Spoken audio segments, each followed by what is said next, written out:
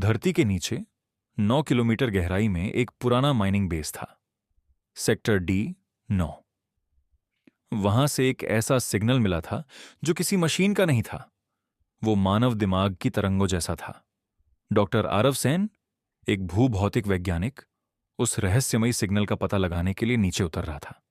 हर metre के साथ हवा भारी हो रही थी और एलिवेटर के अंदर सिर्फ सन्नाटा।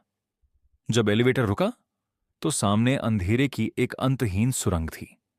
दीवारों पर पुराने निशान, टूटी तारें और हर कुछ कदम पर झपकती लाइटें। आरव ने अपनी टॉर्च जलाई। उसकी रोशनी बस इतनी ही थी कि सामने की धूल देख सके। वो धीरे धीरे आगे बढ़ रहा था और सिग्नल की धड़कन तेज होती जा रही थी। हाथ में पकड़ा सिग्नल डिटेक्टर अब तेजी से झपक रहा था। स्क्रीन पर एक अजीब वेव फॉर्म उभर रहा था, जैसे किसी दिल की धड़कन भाषा में बदल रही हो। आरव रुक गया और धीरे से बोला, हेलो, कोई है? उत्तर नहीं मिला, बस एक धीमी फुसफुसाहट। आरव, नीचे आओ, उसकी अपनी आवाज थी। सामने धरती में एक फिसर था, एक जीवित दरार। उससे हरी रोशनी निकल रही थी और भीतर कुछ धड़क रहा था। आरव झुक कर देखने लगा। पत्थरों के बीच जैसे कोई नसें धड़क रही थीं।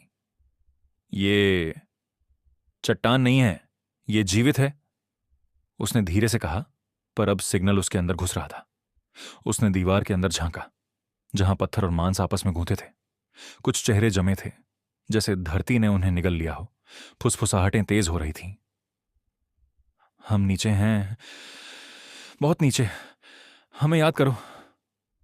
आरव पीछे हटा, पर सिग्नल अब सीधे उसके मस्तिष्क में गूंज रहा था। उसकी त्वचा पर हरी रोशनी फैलने लगी। हेलमेट की लाइट फ्लिकर करने लगी। स्मृतियां और टूटने लगीं। लैब, चेहरे, चीखें, सब मिलकर एक आवाज बन गई। मैं सुन सकता हूं उन्हें। और फिर सब कुछ शांत हो गया। एक सप्ताह बाद सतह पर कंट्रोल रूम में एक पुराना मॉनिटर अपने आप जल उठा। स्क्रीन पर सिर्फ एक लाइन थी, signal received D9। Audio feed से एक आवाज आई, आरव की ही थी। हम जाग गए हैं। और उस दिन के बाद कोई भी सेक्टर D9 का नाम नहीं लेता।